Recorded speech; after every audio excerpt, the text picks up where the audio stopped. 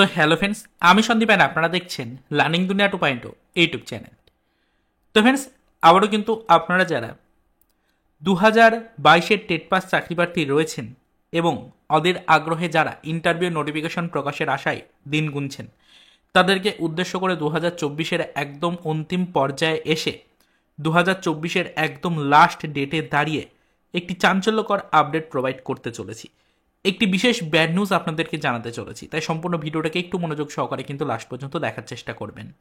দেখুন, আমাদের কিন্তু প্রাথমিক শিক্ষা পর্ষদের পক্ষ থেকে চাকরি প্রার্থীদেরকে উদ্দেশ্য করে একবার এক এক ধরনের ইনফরমেশন কিন্তু প্রোভাইড করা হচ্ছে। কখনো প্রাথমিকের পক্ষ থেকে বলা হচ্ছে, বা প্রাথমিক শিক্ষা পর্ষদের সভাপতি মহাশয় বা যিনি চেয়ারম্যান রয়েছেন গৌতম পাল মহাশয়, তিনি বলছেন যে প্রচুর সংখ্যক শূন্যপদ থাকার কারণে প্রতি বছর প্রাথমিকের টেট নেওয়া হবে। আবার কখনো তিনি বলছেন প্রতি বছরই টেটের রেজাল্ট প্রকাশ করে চাকরি প্রার্থীদের ইন্টারভিউর জন্য নোটিফিকেশন দেওয়া হবে। আবার কখনো তিনি বলছেন রাজ্যে 2025 শিক্ষাবর্ষের মধ্যে হিউজ পরিমাণে নতুন নিয়োগ করানো হবে, যাতে শিক্ষাবর্ষে আমাদের কোনো স্কুলে পর্যাপ্ত শিক্ষকের কোনো অভাব না দেখা দেয়। আবার কখনো তিনি বলছেন যে 2017-র প্রশ্নভুল মামলার কারণে আমাদের পুরনো যে টেট রয়েছে 2023-এর, সেই টেটের রেজাল্ট প্রকাশ করা যাচ্ছে না। কখনো তিনি বলছেন 2023 নতুন টেটের ক্যান্ডিডেট যারা তারা এবং 2022-এর পুরনো টেট পাস চাকরি প্রার্থী যারা, তাদেরকে একত্রিতভাবে ইন্টারভিউ নোটিফিকেশন দেওয়া হবে। আবার কখনো তিনি বলছেন যে না, সেপারেট করে শুধুমাত্র 22-এর টেট পাস চাকরি প্রার্থীদেরকেই নোটিফিকেশন দেওয়া হবে।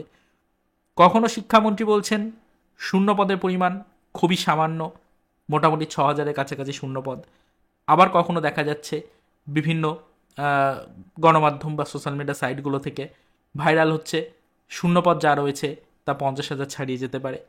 তো সব মিলে বলা চলে একটা টালমাটাল পরিস্থিতি নিয়ে কিন্তু 2024-এর অন্তিম লগ্নে আমরা এসে পৌঁছেছি। একটি বিশেষ বার্তা সরাসরি গত 27 তারিখে প্রাথমিক শিক্ষা পর্ষদের চেয়ারম্যান মহাশয় গৌতমবাবু সকলের উদ্দেশ্যে দিয়েছেন যে আমাদেরকে আপাতত কিন্তু আরও কিছুদিন ওয়েট করতে হবে 2023-এর টেটের রেজাল্ট পাওয়ার জন্য। আমরা বারবার দেখেছি যে বিভিন্ন কমিটি গঠন করা হয়েছে 23-এর রেজাল্ট প্রকাশ, তার পাশাপাশি নতুন নিয়োগের নোটিফিকেশন প্রকাশ ইত্যাদি কার্যক্রম সম্পন্ন করার জন্য। তবে সেই কমিটি গঠনের প্রক্রিয়া আপাতত অতীত। কোনো কার্যক্রমে গতি কিন্তু প্রাথমিক শিক্ষা পর্ষদ সেরকমভাবে আনতে পারেনি।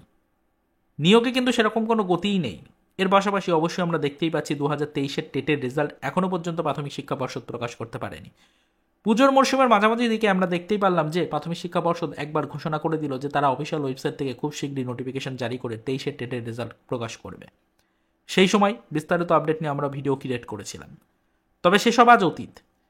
2024-এর একদম অন্তিম লগ্নে এসেও টেটের রেজাল্ট কিন্তু প্রাথমিক শিক্ষা পর্ষদ প্রকাশ করতে পারল না, বরঞ্চ একটি অজুহাত নতুন করে সামনে খাড়া করে দিল। যে অজুহাতটি আসলো সেটি হচ্ছে 2017-র প্রশ্নভুল মামলার কারণে 23-এর রেজাল্ট আপাতত প্রকাশ করা যাচ্ছে না, এরকমের কিছু বক্তব্য কিন্তু সামনে উঠে আসলো। তো আলটিমেটলি এটাই বোঝা যাচ্ছে তাহলে 2022-এর টেট পাস চাকরি প্রার্থীদেরও ভাগ্য কিন্তু ধীরে ধীরে অন্ধকারের দিকে এগোচ্ছে।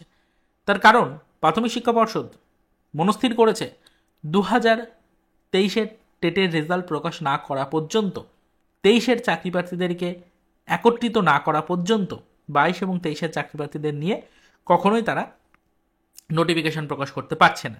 তাই তারা কখনোই সেপারেট করে 22-এর চাকরি প্রার্থীদের জন্য আলাদা করে কোনো নোটিফিকেশন আনবে না। তো বর্তমান পজিশনে দাঁড়িয়ে যদি 22-এর টেট পাস চাকরি প্রার্থীদের ইন্টারভিউ নোটিফিকেশন আলাদা করে না দেওয়া হয়, 23-এর জন্য যদি ওয়েট করতে হয়, তাহলে কিন্তু বুঝতেই পারছেন যে 22-এর টেট পাস চাকরি প্রার্থীদের আগামী ভবিষ্যৎ ঠিক কোন দিকে এগোচ্ছে। হয়তো আমাদের 2025-এর যে শিক্ষাবর্ষ, সেই শিক্ষাবর্ষেও 2023-এর টেটের রেজাল্ট প্রকাশ করে 22-এর এবং 23-এর চাকরি প্রার্থীদেরকে একত্রিত করে ইন্টারভিউ নোটিফিকেশন প্রকাশ করতে হিমশিম খাবে প্রাথমিক শিক্ষা পর্ষদ। এরকমই সিঁদুরে মেঘ দেখছে আপাতত চাকরি প্রার্থীরা। তো বর্তমান পজিশনে দাঁড়িয়ে বিষয়টা আপনাদেরকে জানালাম যে 22-এর টেট পাস চাকরি প্রার্থীদের ইন্টারভিউ নোটিফিকেশন প্রকাশে এখনও পর্যন্ত বেশ কিছু বাধা কিন্তু সামনে উঠে আসার সম্ভাবনা রয়েছে। কিছু নতুন তথ্য অলরেডি গত 27 তারিখে প্রাথমিক শিক্ষা পর্ষদের চেয়ারম্যান মহাশয় গৌতম পাল মহাশয় কিন্তু সামনে তুলে ধরেছেন। সেগুলো মোটেও চাকরি প্রার্থীদেরকে কোনো সদর্থক বার্তা বা গুড নিউজ কিন্তু প্রোভাইড করছে না। তো এটুকুই আপনাদেরকে বলার ছিল।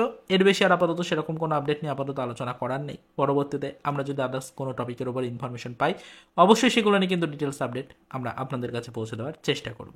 তারপরে তো এই পর্যন্তই।